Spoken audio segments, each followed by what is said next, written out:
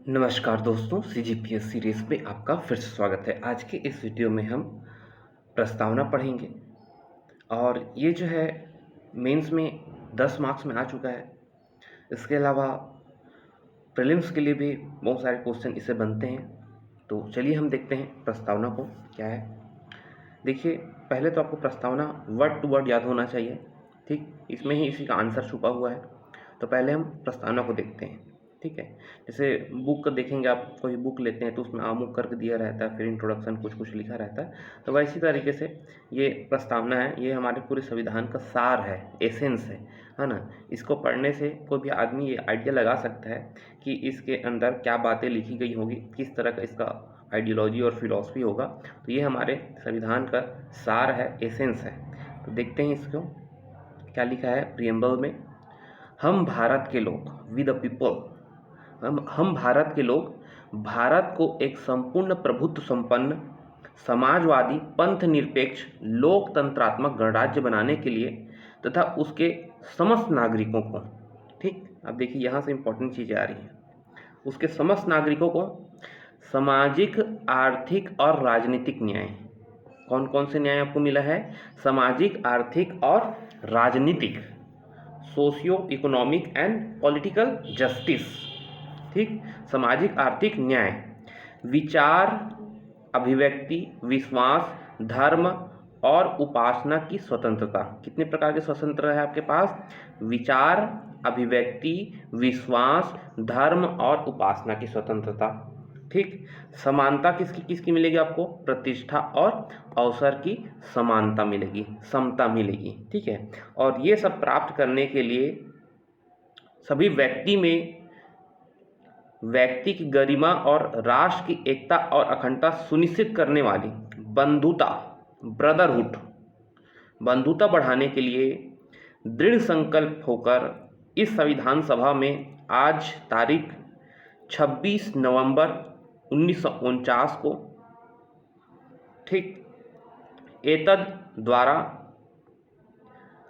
इस संविधान को अंगीकृत, अधिनियमित और आत्मर्पित करते हैं, ठीक। तो इसको आपको याद रखना है, इसके टर्म्स को याद रखना है, कौन कौन सी चीज़ें इसमें बोली गई हैं और कौन सी चीज़ में नहीं बोली गई हैं, ठीक। तो एक बार मैं फिर से पढ़ता हूँ, क्योंकि मेंस में कई बार पूछा जा सकता है या आपको पता होना चाहिए, है ना। एज सिटीजन ऑफ इंडिया हमारा प्रियम्बल क्या है, ठीक। तो देखिए, हम भारत के लोग भारत को संपूर्ण प्रभुत्व संपन्न समाजवादी पंथ निरपेक्ष लोकतंत्रात्मक गणराज्य, ठीक है। इस सीक्वेंस को याद रखिएगा, इसको भी कई बार पूछ दिया जाता है मेंस, प्रीलिम्स, है ना, ये सब में पूछा जाता है, कई बार प्रीलिम्स में आ चुका है ऐसा क्वेश्चन, ठीक। तो क्या आ रहा है? सबसे पहले क्या रहेंगे आप? सोवरेन रहेंगे, संपूर्ण प्रभुत्व संपन्न, पहला चीज ये है, ठीक। दूसरा चीज क्या है आपका? समाजवादी, सोशलिस्ट, ठीक है। संपूर्ण प्रभुत्व संपन्न, सोशलिस्ट, समाजवादी। फिर है आपका सेकुलर, सेकुलर यानी कि पंथ निरपेक्ष लोकतंत्रात्मक गणराज्य, है ना, डेमोक्रेटिक रिपब्लिक, ठीक। ये सीक्वेंस को याद रखिएगा। संपूर्ण प्रभुत्व संपन्न समाजवादी पंथ निरपेक्ष लोकतंत्रात्मक गणराज्य बनाने के लिए समस्त नागरिकों को क्या कर रहे हैं हम? सामाजिक, आर्थिक और राजनीतिक न्याय, विचार, अभिव्यक्ति, विश्वास, धर्म और उपासना की स्वतंत्रता, प्रतिष्ठा, अवसर की समता प्राप्त कराने के लिए उन सब व्यक्ति की गरिमा और राष्ट्र की एकता और अखंडता सुनिश्चित करने वाली बंधुता बढ़ाने के लिए दृढ़ संकल्पित होकर इस संविधान सभा द्वारा आज 26 नवंबर 1949 को एतत् द्वारा इस संविधान को अंगीकृत, अधिनियमित और आत्मर्पित करते हैं। अन्य फैक्ट्स देखेंगे तो अमेरिका विश्व का ऐसा पहला संविधान है जिसकी शुरुआत प्रस्तावना से होती है। प्रस्तावना को 13 दिसंबर 1946 को पंडित नेहरू द्वारा पेश किया गया उद्देश्य प्रस्ताव के रूप में, और इसी में से कुछ काट छाट करके हमने प्रस्तावना बनाई है, ठीक। 42वें संविधान संशोधन 1976 द्वारा प्रस्तावना में संशोधन किया गया है और इसमें 3 नए शब्द जोड़े गए हैं: समाजवादी, सोशलिस्ट, सेकुलर, पंथ निरपेक्ष और अखंडता, ठीक। इंटीग्रिटी, 3 शब्द जोड़े गए हैं 42वें संविधान संशोधन द्वारा। तो कई बार एग्जाम में पूछा जाता है प्रीलिम्स में, है ना, कि कौन से संविधान संशोधन द्वारा कितने बार संशोधन हुआ है। प्रस्तावना में तो एक ही बार हुआ है। कौन सा संविधान संशोधन द्वारा? 42वें संविधान संशोधन द्वारा। कौन कौन से शब्द जोड़े गए हैं? समाजवादी, पंथ निरपेक्ष और अखंडता। प्रस्तावना में संविधान के मूल दर्शन के साथ साथ उन आधारभूत राजनीतिक, नैतिक, दार्शनिक मूल्यों को समाहित किया गया है जिन पर हमारा संविधान आधारित है। और ये क्या है? प्रस्तावना संविधान सभा के प्रगतिशील दृष्टिकोण को, संविधान निर्माताओं के सपनों और आकांक्षाओं को प्रदर्शित करता है ना। प्रस्तावना न तो विधायिका की शक्ति का स्रोत है, न ही विधायिका की शक्ति को प्रतिबंधित करती है, बल्कि ये हमारे संविधान निर्माताओं की सोच का दर्पण है ना। उसकी सोच, उनका जो दर्शन था वो बताता है कि वो किस तरह से किस प्रकार का राष्ट्र बनाना चाहते थे, है ना, किस प्रकार का भारत होगा। तो वो उन्होंने ऐसा बनाया है। ये वाद योग्य नहीं है ना। वाद योग्य नहीं है मतलब कि इसका उल्लंघन होता है या फिर इसको पालन नहीं किया जाता है तो आप कोर्ट नहीं जा सकते। ठीक, तो ये गैर वाद योग्य है, न्यायालय द्वारा लागू नहीं किया जा सकता इसे। देखिए, उसके बाद देखेंगे प्रस्तावना जो है इसे 4 भाग में बांट सकते हैं। पहला तो ये सत्ता का स्रोत बताती है, सत्ता का स्रोत क्या है। दूसरा कि सरकार का स्वरूप कैसा होगा। तीसरा हमारे उद्देश्य क्या है शासन व्यवस्था के। और चौथा जो है संविधान का अधिनियमन, मतलब किस तारीख को इसे अधिनियमित किया गया। तो देखिए, हम भारत के लोग से प्रस्तावना प्रारंभ होती है। मतलब कि यह है कि संविधान का निर्माण भारत के लोगों के द्वारा भारतीय लोगों के लिए किया गया है, पहली चीज। दूसरा चीज क्या है कि संविधान का स्रोत जनता है, राजनीतिक सत्ता अंतिम रूप से जनता में निहित है। ठीक है, तो हमने इसी को देखा है। देखिए, संविधान की शक्ति क्या है? भारत के लोगों में है। राज्य की प्रकृति कैसी होगी? प्रभुत्व संपन्न, हम लोग स्वतंत्र राष्ट्र होंगे, समाजवादी होंगे, सोशलिस्ट होंगे, सेक्युलर स्टेट होंगे और डेमोक्रेटिक रिपब्लिक होंगे। ठीक है, प्रभुत्व संपन्न, समाजवादी, पंथ निरपेक्ष, लोकतंत्रात्मक गणराज्य। संविधान का उद्देश्य क्या होगा? तो न्याय, स्वतंत्रता, समानता और बंधुत्व। ठीक है, तो न्याय जो है ये हमने रूस की क्रांति से लिया है। स्वतंत्रता, समानता और बंधुत्व, ये तीनों आदर्श जो है हमने फ्रांस की क्रांति से लिया है। ठीक, चौथा चीज बताता है ये अंगीकरण, है ना। अधिनियमन कब हुआ है इसका? 26 नवंबर 1949 को। प्रस्तावना का महत्व क्या है? देखिए, तो प्रस्तावना को भारतीय लोकतांत्रिक गणराज्य की कुंडली, संविधान का दर्शन, भारतीय संविधान का सारांश, हमारे संविधान का पहचान पत्र। ठीक है, पहचान पत्र कौन बोला है? N.A. पालकीवाला। ठीक है, N.A. पालकीवाला ने बोला है हमारे संविधान का पहचान पत्र, है ना। और संविधान निर्माताओं के मस्तिष्क की उपज कहा गया है। यह कानूनों की वैधानिकता, संवैधानिकता की व्याख्या के लिए न्यायपालिका का मार्गदर्शक है। ठीक है, कोई भी चीज़ में अगर व्याख्या करनी होती है तो इसका हम रेफरेंस लेते हैं कि नहीं, हमारे प्रस्तावना में ये चीज़ लिखी है और उस आधार पे आप उसको फ्रेमिंग कीजिए। ठीक है, तो ये क्या है? आपका प्रस्तावना है। आगे भी कुछ तथ्य हैं, इसे हम देख लेते हैं। तो देखिए, 42वें संविधान संशोधन में, है ना, क्या बोला गया है आपको? अखंडता बोला गया है। अखंडता मतलब ये कि टेरिटोरियल यूनिटी, है ना। अब देखिए, प्रस्तावना के जो शब्द आए हैं उसका हम मीनिंग देख लेते हैं, है ना। कई बार ऐसा भी बोल देता है कि संप्रभुता क्या होती है, समाजवाद क्या होता है, तो उसका टर्म्स जो है इसको हम देख लेते हैं। संप्रभुता, तो भारत क्या है? एक सोवरेन स्टेट है ना, संप्रभु राज्य। हम किसी के अधीन नहीं है। भारत अपने नियम कानून बनाने के स्वतंत्र है। ठीक है, अपने बाह्य और आंतरिक मामले, है ना, में दोनों तरफ से स्वतंत्र है। इसका मीनिंग यही हो जाएगा। समाजवादी, समाजवादी शब्द 42वें संविधान संशोधन द्वारा जोड़ा गया। ठीक है, और देखेंगे समाजवादी जो अवधारणा है नीति निर्देशक तत्वों में भी निहित है। ठीक, उसको और स्पष्ट किया गया है। समाजवाद का तात्पर्य क्या है कि संविधान ऐसी शासन व्यवस्था को सीमित करता है जिसमें उत्पादन के साधनों का प्रयोग सामाजिक हित में किया जाएगा। ठीक, और हमारे यहाँ कैसे समाजवाद है? लोकतांत्रिक समाजवाद है। ठीक है, लोकतांत्रिक समाजवाद में क्या होता है? निजी और सार्वजनिक क्षेत्र, दोनों क्षेत्रों का सह अस्तित्व होता है, मतलब दोनों का को एग्जिस्टेंस होता है। ठीक है, सह अस्तित्व होता है। ठीक, तो ये समाजवाद को याद रखना। भारतीय समाजवाद क्या है? लोकतांत्रिक समाजवाद है, याद रखना है। ये वर्ड आपके आंसर में दिखने चाहिए अगर आप मीन्स का आंसर लिखते हैं, ठीक है। उसका देखिए सेकुलर, तो पंथ निरपेक्ष, ये भी हम 42 कॉन्स्टिट्यूशन अमेंडमेंट 1976 में जोड़ा गया।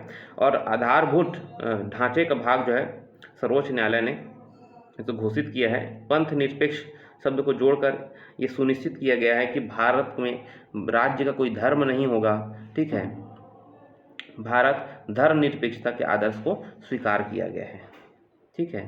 और भारत में जो है, भारत में देखेंगे तो पंथ निरपेक्ष हम सकारात्मक पक्ष में, मतलब कि सभी धर्म समान हैं यहाँ, ठीक है। और सभी धर्मों को राज्य का समान समर्थन प्राप्त है, किसी को हम इक्वल, किसी के साथ भेदभाव नहीं कर रहे हैं, सबको समान दर्जा दिया जा रहा है, ठीक। तो ये पंथ निरपेक्ष हो जाएगा। लोकतंत्रात्मक, डेमोक्रेटिक, ठीक है।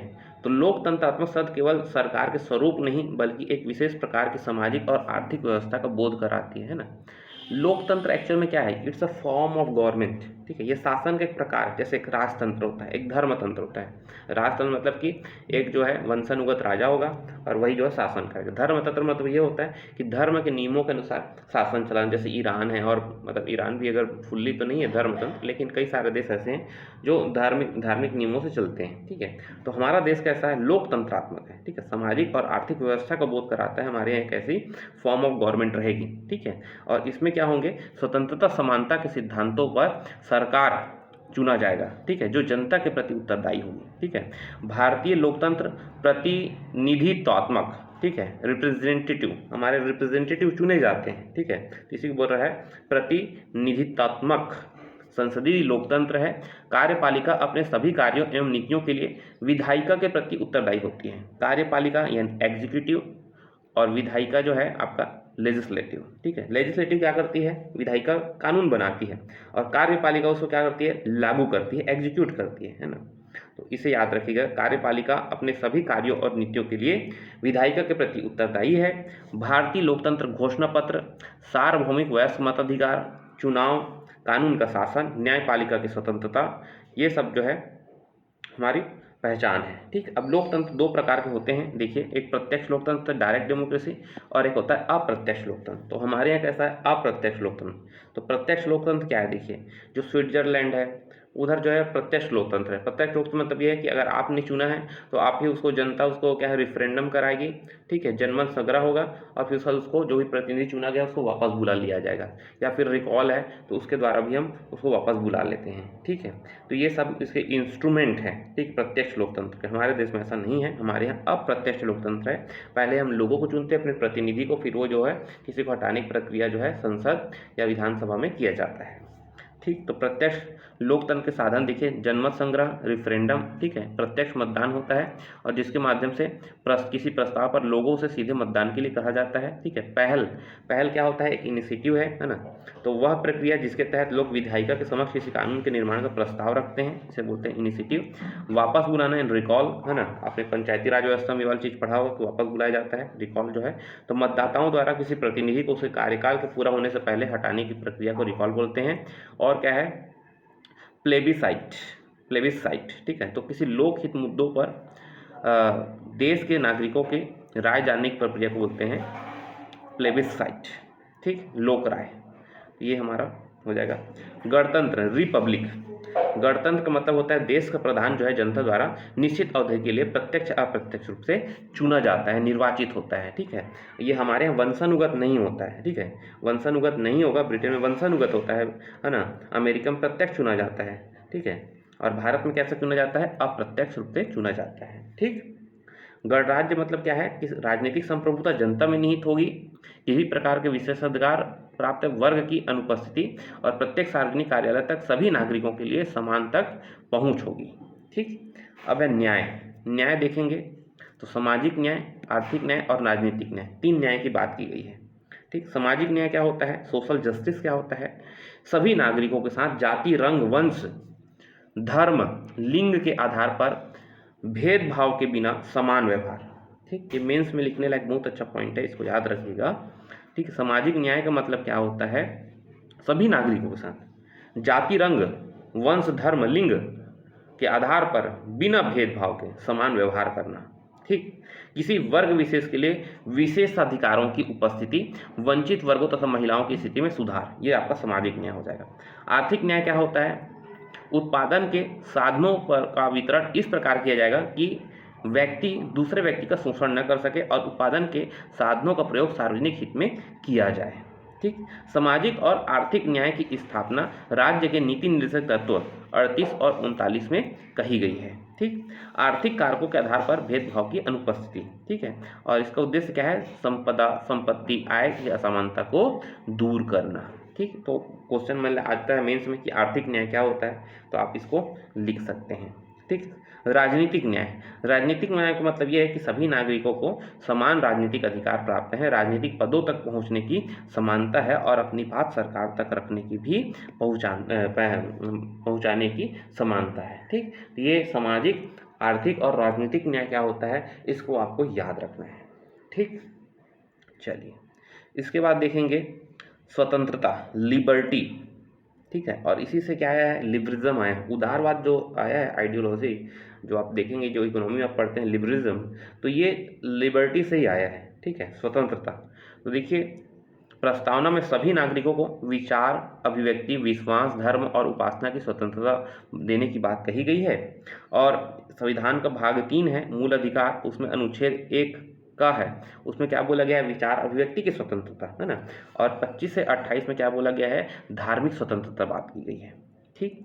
स्वतंत्रता, समानता और बंधुत्व का आदर्श जो है ये फ्रांस की क्रांति से लिया गया है 1789 में, है ना, 1789 में। व्यक्तिगत गतिविधियों में रोक टोक की अनुपस्थिति रहेगी। व्यक्तिगत विकास के लिए अवसर, समान अवसर प्रदान करना। प्रस्तावना अभिव्यक्ति, धर्म, विश्वास और उपासना की स्वतंत्रता का रक्षा करता है। ठीक। स्वतंत्र से यह तात्पर्य नहीं है कि आप कुछ भी करेंगे, आपको उतना ही स्वतंत्रता प्राप्त है जिससे दूसरे व्यक्ति की स्वतंत्रता आहत न होती हो। ठीक। तो ये एकदम एब्सोल्यूट नहीं है ना, इस पे युक्ति युक्त प्रतिबंध लगाया जा सकता है। अब देखिए, प्रतिष्ठा और अवसर की समानता, equality of status and opportunity. तो प्रस्तावना ये सुनिश्चित करते हैं कि किसी बिना भेदभाव के सबको समान अवसर प्रदान किए जाएंगे। अब हमारे संविधान में मूल अधिकार मिला है समानता का अधिकार, तो इसमें जानते हैं कानून के समक्ष समानता रहेगा, विधि के समक्ष समान संरक्षण की व्यवस्था की गई है। ठीक है, तो इसको याद रखेंगे। ठीक। आर्टिकल 14 क्या है आपका, है ना। अच्छा, ये क्या है आपका? इक्वल प्रोटेक्शन ऑफ जो लॉ है ना, विधि के समक्ष समानता है, ये कहाँ से लिया गया है? ये आपका अमेरिका से लिया गया है। ठीक है। और कानून के समक्ष समानता जो है इसको लिया गया है ब्रिटेन से। ठीक। इसको कहाँ लिया गया है? ब्रिटेन से लिया गया है। आर्टिकल 15, धर्म, मूल, वंश, जाति, लिंग, जन्म स्थान के आधार पर भेदभाव नहीं किया जाएगा। 16 क्या बोलता है? लोक नियोजन में अवसर की समानता। लोक नियोजन के विषय में अवसर की समानता हुई, है ना, रिजर्वेशन, ये सारा चीज जो है इसी में। आर्टिकल 17 क्या बोलता है? अस्पृश्यता, छुआछूत का उन्मूलन। और 18 बोलता है उपाधियों का अंत। ठीक। तो ये क्या है आपके? प्रतिष्ठा और अवसर की समानता है। इसके अलावा राजनीतिक समानता की बात करें तो आर्टिकल 325 है। इसमें क्या बोला गया है कि किसी व्यक्ति को धर्म, मूल, वंश, जाति, लिंग, जन्म स्थान के आधार पर किसी भी व्यक्ति को मतदाता सूची में शामिल करने से मना नहीं किया जा सकता। ये बहुत अच्छा आर्टिकल है 325। 326 क्या बोलता है कि लोकसभा और राज्यसभा की विधानसभाओं में चुनाव जो है सार्वभौमिक वयस्क मताधिकार के आधार पर किया जाएगा। ठीक। उसके बाद एक चीज और है, आर्थिक समता। ठीक है, इकोनॉमिक इक्वालिटी। आर्टिकल 39 बोलता है कि महिला और पुरुषों के लिए जीवन यापन के पर्याप्त साधन और समान कार्य के लिए समान वेतन का अधिकार होगा, है ना। समान कार्य, समान वेतन, है ना। इक्वल वर्क, इक्वल पे या इक्वल वेज। ठीक है, तो ये क्या है आपके? प्रतिष्ठा और अवसर की समता हो जाएगा। ठीक। व्यक्ति की गरिमा, राष्ट्र की एकता, अखंडता तथा बंधुत्व। ठीक। तो इसको देखते हैं। प्रस्तावना की इस पंक्तियों में 2 लक्ष्य रखे गए हैं, राष्ट्र की एकता और अखंडता। ठीक है। और इनकी प्राप्ति के लिए क्या होगा? 2 आदर्श, व्यक्ति गरिमा और बंधुत्व का उल्लेख किया गया है। ठीक है। तो वास्तव में ये अवधारणाएं जो है एक दूसरे के संपूरक हैं। अब देखिए कैसे कॉम्प्लीमेंट कर रहे हैं दूसरे को। भाईचारा के भावना को प्रोत्साहित करने से क्या होगा? एकल नागरिकता का प्रावधान किया गया है। ठीक है, सिंगल सिटीजनशिप। ठीक। उसके बाद फिर 51 का हमने जोड़ा, मूल कर्तव्य, फंडामेंटल ड्यूटीज। ठीक। और इसमें क्या है, प्रत्येक नागरिक का क्या कर्तव्य होगा कि वह धार्मिक, भाषाई, क्षेत्रीय अथवा वर्ग विविधताओं से हटकर सौहार्द और आपसी भाईचारे की भावना को प्रोत्साहित करे। ठीक, क्या होगा, वह धार्मिक, भाषाई, क्षेत्रीय अथवा वर्ग विविधताओं से हटकर सौहार्द और आपसी भाईचारे की भावना को प्रोत्साहित करे। 51 का मूल कर्तव्य में बोला गया है। व्यक्ति की गरिमा का मतलब क्या होता है कि राज्य का व्यक्ति मुख्य है ना। मतलब कि आप देखेंगे इसमें हीगल एक फिलोसफर है आपके सिलेबस में, है ना, मेंस वाले में। तो हीगल क्या बोलता है उसमें, राज्य एक अलौकिक शक्ति है ना, एब्सोल्यूट है राज्य, ऐसे करके बोलता है। और हीगल के ही विचार से ब्रिटेन ने कितने भी देशों को उपनिवेश बनाया। ठीक है, उसने क्योंकि बोला कि ये राज्य अलौकिक शक्ति है, आप जाओ और पूरे दुनिया भर के देशों को उपनिवेश बनाओ, उनको शिक्षा दो, है ना, वाइट बर्डन, ये सब क्या क्या थ्योरी आया था। ठीक है, तो वो सबका हम नहीं मानते हैं। ठीक है, राज्य जो है व्यक्ति के लिए है, न कि व्यक्ति के लिए राज्य है। इस लाइन को याद रखिएगा। ठीक है, राज्य व्यक्तियों के लिए है ना। हमने जो ये भारत देश बनाया है, ये हम अपने लिए बनाए हैं, न कि हमने राज्य को है, न कि राज्य जो है व्यक्ति के लिए बनाए हैं, है ना। कोई राज्य मतलब कि कोई राजा वाजा नहीं है यहाँ। ठीक है, अब देखिए, ये जब स्वतंत्रता होगी, जब समानता होगी, जब बंधुत्व होगा, तब फिर क्या होगा, सामाजिक लोकतंत्र की स्थापना होगी। ठीक है, इसको ट्रायो बोलते हैं, ट्रायो। ठीक, और यदि किसी भी एक चीज़ की हानि होती है तो लोकतंत्र नष्ट हो जाता है। समानता के बिना स्वतंत्रता, है ना, अगर समानता नहीं होगी तो फिर क्या होगा, कुछ लोगों को ज़्यादा अधिकार प्राप्त हो जाएगा, है ना, असमानता हो जाएगी, फिर लोगों को वर्चस्व हो जाएगा। ठीक है, जो कि समानता स्वतंत्रता के लिए बाधक है। अब देखिए, समय समय पर सर्वोच्च न्यायालय ने कुछ कुछ डिसीजन दिए हुए हैं प्रस्तावना संबंधी। तो बेरूवारीवाद में सुप्रीम कोर्ट ने सीधे सीधे बोल दिया कि ये संविधान का भाग नहीं है, प्रस्तावना जो है संविधान का भाग नहीं है। ठीक, बेरूवारी संघवाद जो है 1960 में हुआ था। फिर केशवानंद भारतीवाद आया था 1773 में, और इसमें सुप्रीम कोर्ट ने अपने फैसले को पलटते हुए बोला कि ये संविधान का एक भाग है और इसमें संशोधन भी किया जा सकता है। फिर आपका LIC ऑफ इंडिया वाद आया 1955। तो इसमें भी ये बात बोला सुप्रीम कोर्ट ने कि प्रस्तावना संविधान का अभिन्न अंग है। ठीक, अब देखिए प्रस्तावना में संशोधन। तो 42वें संविधान संशोधन के द्वारा 3 नए शब्द समाजवादी, पंथ निरपेक्ष और अखंडता जोड़ा गया। ठीक, सोशलिस्ट, सेक्युलर और इंटीग्रिटी। ठीक, और अब तक प्रस्तावना में केवल एक बार संशोधन ही हो गया है। प्रस्तावना में संशोधन किया जा सकता है या नहीं, इसका निर्णय सबसे पहले केशवानंद भारतीवाद 1973 में दिया गया। ठीक, तो इसको याद रखिएगा। अच्छा, एक चीज़ याद रखना है कि संशोधन किया जा सकता है, लेकिन संविधान के मूल ढांचे में परिवर्तन नहीं किया जा सकता आर्टिकल 368 के तहत। ठीक, तो ये थे हमारे प्रस्तावना, और ये प्रीलिम्स और मेंस के लिए इम्पोर्टेंट था। तो आई होप आपको कुछ समझ सीखने को मिला होगा। थैंक यू सो मच, मिलते हैं अगले वीडियो में।